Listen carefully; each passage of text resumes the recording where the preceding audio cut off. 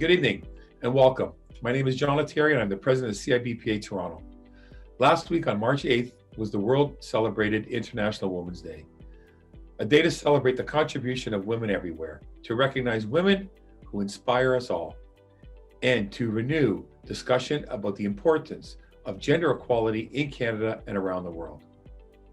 I am pleased to introduce the Canadian Italian Business and Professional Association Women in Leadership virtual event celebrating the achievements of women everywhere in what has been the most challenging year. This evening, I would like to introduce to you Michelle DiEmanuele, President and CEO of Trillium Health Partners, a dynamic leader known for her ability to lead large, complex organizations through periods of significant change and cultural transformation. Michelle DiEmanuele is President and CEO of Trillium Health Partners. She has spent her career in the public and private sector leading large-scale change and cultural transformation. Previously, Michelle was Associate Secretary of Cabinet and Deputy Minister of Ontario Government. During this time, she led the renewal of public service through Service Ontario, including the introduction of the first ever money-back guarantee from the government service in North America. She reformed human resources, information technology, business services for the Ontario government. She has also served as interim CEO of the Ontario Lottery and Gaming Corporation, Assistant Deputy Minister of Health, Vice President, Branch and Small Business Banking, Retail Markets Human Resource, CIBC, and Vice President, Human Resources and Organizational Development, Brookfield Properties Limited. Michelle is a Hall of Fame Canada's top 100 most powerful women, top 40 under 40, and in 2012 was awarded the Queen Elizabeth's Diamond Jubilee Medal. Michelle was a recipient of the Order of Ontario in 2018. She dedicates her personal time to various boards and councils over the past 20 years, most recently on the Hospital Working Group and the Premier's Council on Improving Healthcare and Ending Hallway Medicine, and to Toronto Police Services Transformation Task Force. She received her BA in Political Science from the University of Waterloo and her MA in Political Science from the University of Toronto. Michelle has extensive experience in driving high levels of service, people, and financial performance through effective change leadership, and has worked in healthcare, justice, social service, financial, and real estate sector. She has expertise in human resource management, information technology, business process reengineering, stakeholder management, strategy development, government relations, and operations. Her breadth of public sector experience has provided an excellent foundation of understanding regulatory environments and how the private sector can work effectively with government to achieve better outcomes. Michelle will be speaking with Laura Salvatori, a director of CIBPA board. Laura is also an accomplished leader and is currently a general counsel at Anson Advisors. In 2019, CIBPA awarded Laura with the Next Generation Award for demonstrating outstanding achievement in the earlier years of her business and professional career, with a promise to be a major contributor to business and community initiatives. She completed a Bachelor of Business Administration specializing in finance at the Schulich School of Business. She then earned a Juris Doctor degree at Osgoode Hall Law School, and then articled at a leading Canadian law firm, Stikeman Elliott, LLP, in Toronto. After successfully being admitted to both the Ontario and New York bars, Laura accepted a role at prominent New York City law firm, Wheel, Goschel, and Mangs, LLP, and joined its capital markets team. After participating in Wheel, Laura was recruited by Goldman Sachs, where she continued to work on security offerings, transactions on the investment banking legal desk before moving to the corporate governance legal team. In 2016, Laura moved back to Toronto and accepted a role as general counsel at the head of human resources at a private held North American marketing company, Match Marketing. In 2019, Laura accepted general counsel position at prominent international hedge fund, Ainson Fund, where she oversees all legal, risk, regulatory, and compliance matters for the funds and enjoys every moment of it. I now pass this evening's highlights to Laura as she sits down with Michelle and leads this evening's discussions. Thank you so much, John, and good evening, everybody. I am personally very excited and honored to be speaking with Michelle here today. There's so much ground to cover, given her amazingly broad experience across both the public and private sector, and also her contributions to the community. So thank you, Michelle, again, for being here tonight with us. And let's dive right in. I'd love to start by hearing a little bit more about your leadership journey. You've held senior roles again in both the public, private sector across varied fields like banking, real estate, now healthcare, obviously. How has your leadership style evolved over these different roles? And what do you say is your leadership style? So Laura, thank you. And first off, let me just say thank you for letting me join you this evening. I always start when I talk about leadership to talk a little bit about the fact that I believe I was very lucky early on in my career to really work for terrific leaders. And so I've been able to distinguish the difference between the kinds of leadership styles that people see. And sometimes you don't get that opportunity earlier in your career. And so I would say from that, I've really learned three really important lessons or things that have guided me in my leadership journey. I think it's really important that we understand that great leaders create great work. And so the really allowing the conditions for success, I often choose or have chosen in my career jobs where the leader is somebody I want to work for, and not necessarily the work. And so I really try as a leader to create environments for people's success. The second thing I would say that's really important is that sense of mission. We often talk about vision and mission.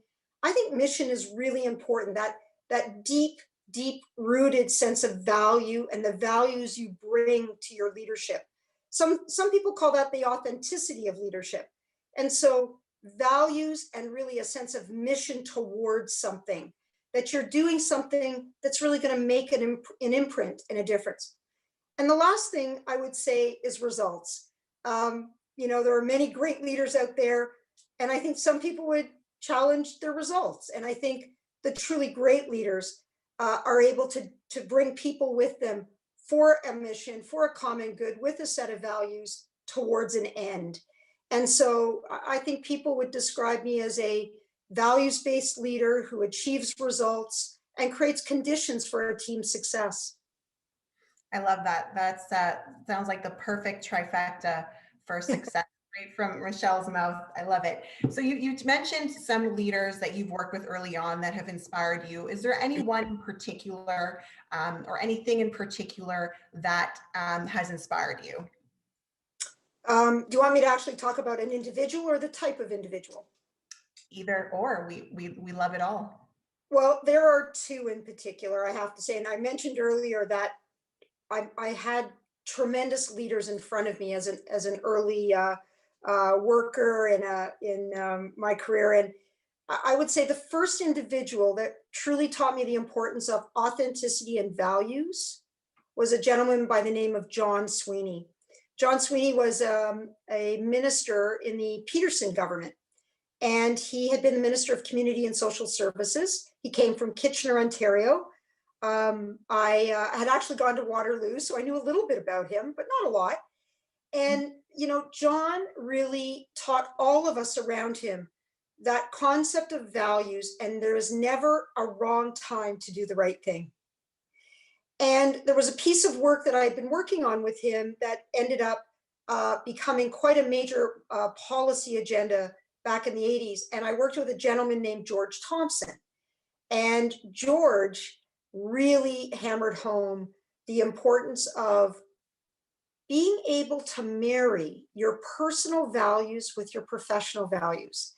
That when you could find that intersect between what you were as a person and what made you that authentic leader, and you were able to find work that allowed that to come forward, that intersect between your personal and professional values, that was magic. And so I think about those two gentlemen, and literally I can tell you I worked with them when I was 20, 21, 22. That has lasted me for my entire career.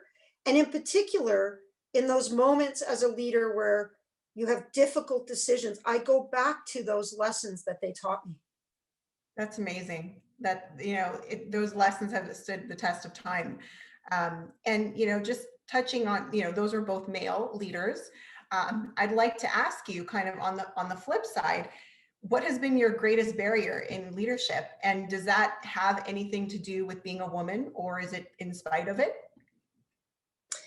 Well, so, when I talked about those two gentlemen, you're right, they are men, and I could name many women, by the way, who also helped me. But early in my career, I want you to go back for a minute now, 1983, 84, 85.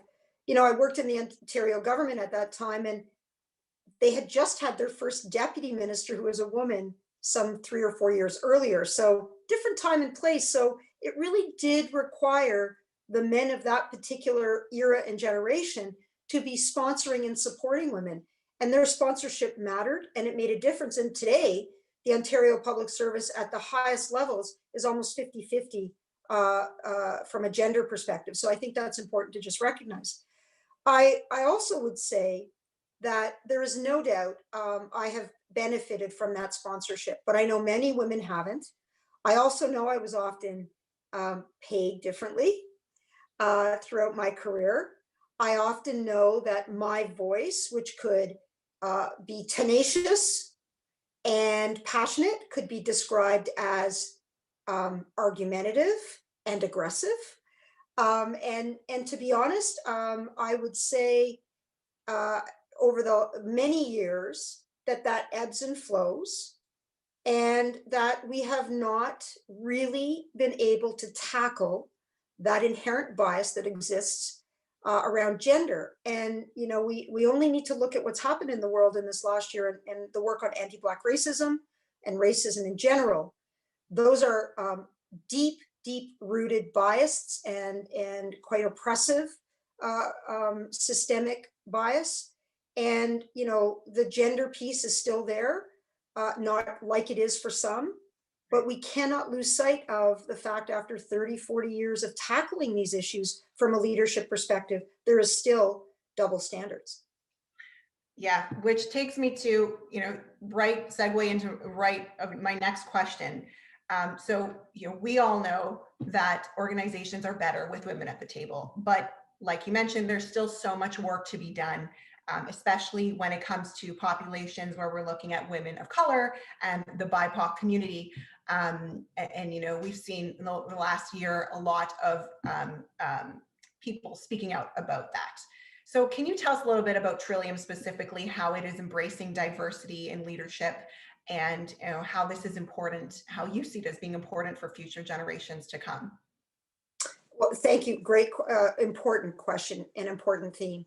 So first off, let me just importantly acknowledge in healthcare, and I'll speak obviously specifically for Trillium, that this past year has been no different for us than any other organization.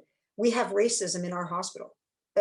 Let's just, be very honest about that. Just even against the backdrop of my last answer, I used to believe when we tackled issues of diversity and gender and representation that we would be making a difference and be making progress. But really, until you tackle the very root of the greatest inequities, only then at the root are you able to blossom. And so we've changed our perspective at Trillium quite significantly in the last year. We are focusing very specifically on anti-Black racism. We also have a large South Asian community in our catchment area, and that plays an important part around racism as well. We launched a series of both town halls and meetings with our staff. Anybody could come and have a conversation. We just did our first demographic survey. We do a survey regularly in our hospital, but we've never done just a demographic survey on baseline, so that we could start to look at our own workforce in conjunction with the population we serve. That demographic survey was just released. And now the next step is, based on the feedback that we've received, based on the listening that we've been doing, based on the many stories that we've been hearing, we are pulling a team together. It'll be announced very shortly, and that team will then finalize a series of activities that we'll engage in as a hospital to tackle at the root anti-Black racism, diversity, and ultimately truly an organization of belonging. And that is only one of the tracks we're on, because of course we started that first because as a leader and as a healthcare leader, we know that we have to do more outside our walls in terms of health equity. And I thought it was important that we begin our work internally first, because it's hard to ask people to follow you when you don't tackle your own issues at home.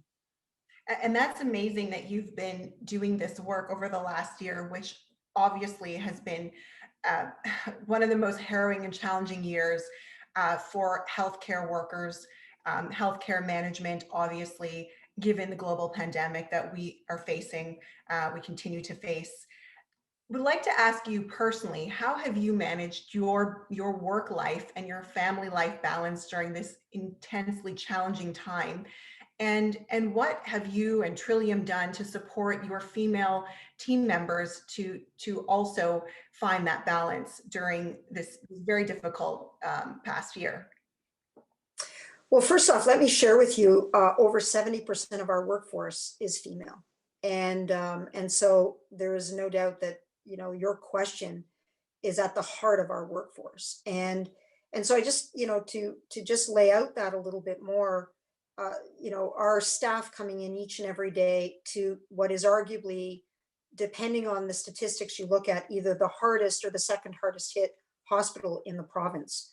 And today, as an example, we have still over 50 COVID patients sitting in our hospital. We had 155 at the height of the second wave. So I just, to internalize for that means people are coming to work. They're worried about their loved ones at home, and are they keeping their loved ones safe when they come home? They're worried about school and how their kids are getting through school. They're worried about elderly parents who have been isolated. They're worried about you and me if we're sitting in a bed in that hospital and trying to keep us safe and cared for. And the amount of strain and stress on healthcare providers at this time, whether you're in or outside of a hospital, is truly, people use the word unprecedented. I use the word unimaginable. Mm-hmm. And so for all of the stresses and strains that everybody has been feeling, and our staff are no different. What have we done to support them? So it's a number of things. It's everything from celebration of their work, to take pride in their work, to open up their work to the community so the community could say thank you at times, whether that's through everything from fire trucks coming through and sounding their horns, or police brigades, or it's our local communities providing sandwiches and food safely, of course. And then to the other extreme, it's ensuring that they've had access to mental health supports, access to leaders to support them through navigating their own personal issues, flexibility around time management, schedule management, redeployment. These are the kinds of things that we're doing, particularly on the leadership front. And again, I always believe leadership matters most when there's a lot of ambiguity, because leaders have to help you through that. And so we have every single day through the first, I want to say 7 or 8 months, we did a leadership call every single day with our top 300 medical and program leaders to walk through all of the things they were hearing and what more could we do to supplement that. I received some 800 questions from staff asking for advice on things, or support, or giving us advice. And we've taken much of that to heart to support them through this journey. But let me say, this journey is not over yet. And there's more we have to do. And I particularly think there's more we have to do on the mental health front. Right. And just touching on that last point about the daily meetings, when you're really trying to figure things out and triaging things as you go, you are no stranger to leading through change. I'm sure this year was different, but you have done it many times in your career before. Would love to hear a little bit more about how you've drawn on some of those experiences. Was it anything like what you're facing, as you call it, unimaginable? So probably not, but are there any things that you took away from other experiences that helped you during this time? And, you know, how have you helped in your leadership to help Trillium adapt and show resiliency throughout this time? As you said, everybody is looking to you as the most senior leader on what to do. So tell me a little bit about that whole leading through change, which is, you know, I imagine has been uncharted waters for many. Well, you know, I would say there's two or three things in my career that have really helped me, and I never thought in a million years that these would be the things I'd be drawing on in a pandemic. The first one is my government experience, and that's because as a deputy minister in government, on any given day, you can have 5 or 6 things coming at you. You know, just next time you go and read a newspaper, look at all the things that are happening in the province, right? And as a deputy, that can all be happening to you on any one day.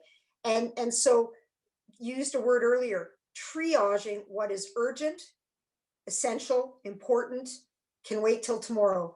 Because there's not a lot that can wait beyond tomorrow in a pandemic, but there are a few things that are not in the moment. And so I would say that experience taught me how to assimilate, integrate, and act on imperfect information.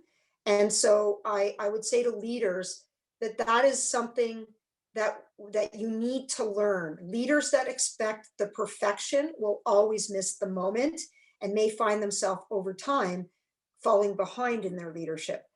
The second thing that I think prepared me in terms of experience has been the diversity of my career. I never thought the concept of a government background with a real estate background, with a banking background, with a healthcare background, public policy background, gaming background. But I can tell you in all of those situations, during this pandemic, there's been a phone call to somebody in one of those industries that I've met and worked with who's helped us. I think about the work I did at CIBC as an example. That's almost 18 years ago.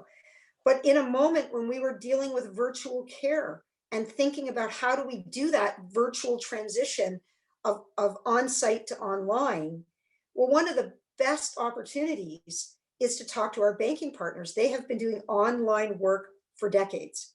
And so we sought their advice. Pick up the phone, call somebody, see what you can do in terms of understanding how they might help.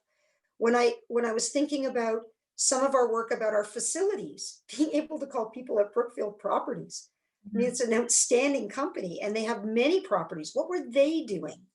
Right. Being able to draw on that experience around service. Think about the work I did at the Ontario Lottery and Gaming Corporation was in a very difficult time, and drawing upon the importance of communication, that talking to people in the toughest times and being high touch, high availability, and not being afraid to take on any question and leaning in, not away. I learned that working at the Ontario Lottery and Gaming Corporation. So I really was able to draw upon things. And I think it doesn't matter what level of leadership you are, if you're listening today, it doesn't matter if you have a formal role or an informal role. I think as leaders during the pandemic, what we have learned is to dig deep and wide, to pull that experience in. And some of it can be a little rusty, but you get it going, and it's like riding a bike, and you draw upon those things again. And it's amazing how much you learn along the way that you can draw upon. And I think that was probably what my team has relied on, as I have relied on my team for outstanding clinical advice, amazing duty of care. They've relied on me when they have a problem to help them find somebody to build solutions. Well, that's amazing to hear, that even during this past year, which, unprecedented. I know we hear that word almost every day now, but it's true. You were able to draw on some of those experiences from so many years ago in so many different places and times. That's incredible. Well, I have one last question for you, Michelle. I could sit here all night and ask you a million different things, but all good things must come to an end, I guess. I would love to hear if you're speaking to a room of young women that are just embarking on their careers. What is the one thing that you tell them as they approach the start of their leadership journey that you think they absolutely need to know? There's two things, and I think it's important both are said. The first one is authenticity. You have to be you. There is no value in trying to morph yourself into what others want you to be, because over time, that will both either cause you too much stress, or people will see through who you are and who you are not. And so I would always say to be very comfortable and confident on who you are. That's the professional piece of advice. The second piece of advice I often give is about work-life family. And I get asked this question a lot from particularly younger women, but from everyone, usually when I'm talking about career. And so the first thing I would say is on work-life balance, my advice is to think about it as three things you're balancing. You're balancing your work, you're balancing your family life, but you have to balance your individual life too. And I find women often are really good at ensuring work gets what it needs, family gets what it needs, but sometimes their own personal needs are sacrificed. And so I like to have people think about it as a more trifocal balancing. And what I would say to people is if you're trying to balance everything every week, you're going to have a hard time. And so what I do is I try to look back over like 90-day periods and get a sense of were things out of whack? Was I working really hard? Therefore, I need to spend a little bit of time getting home for dinner a little bit more. Maybe I need to just have some alone time. And I've calibrated over the years very well by always looking at things about every 90 days. COVID's been harder, much harder. There is no doubt for those of us who are on the front lines of fighting COVID, and that's not just in healthcare, it's in telecommunications, hydro, it's all of these essential services. It is very hard. And I will say, there is no doubt on the balancing act, you are absolutely performing at work because so many people are counting on you.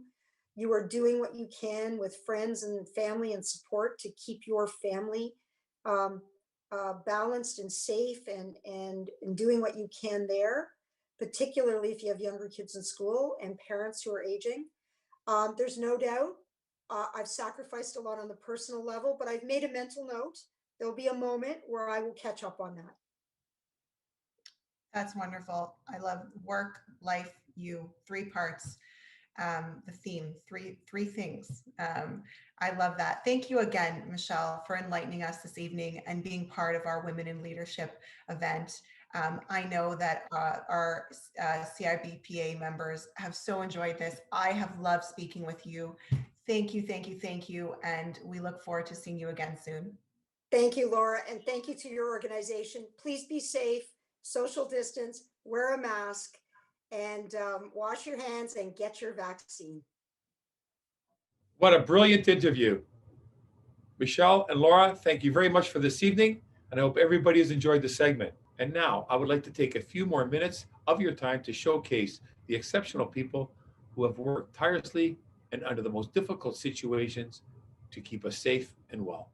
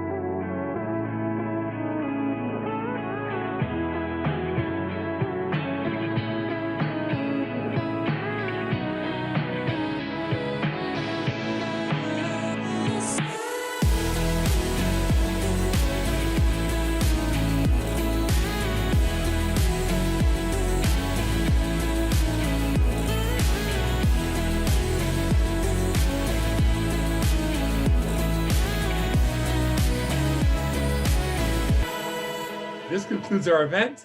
I'd like to thank all our sponsors and guests for participating this evening and wishing everybody a wonderful evening.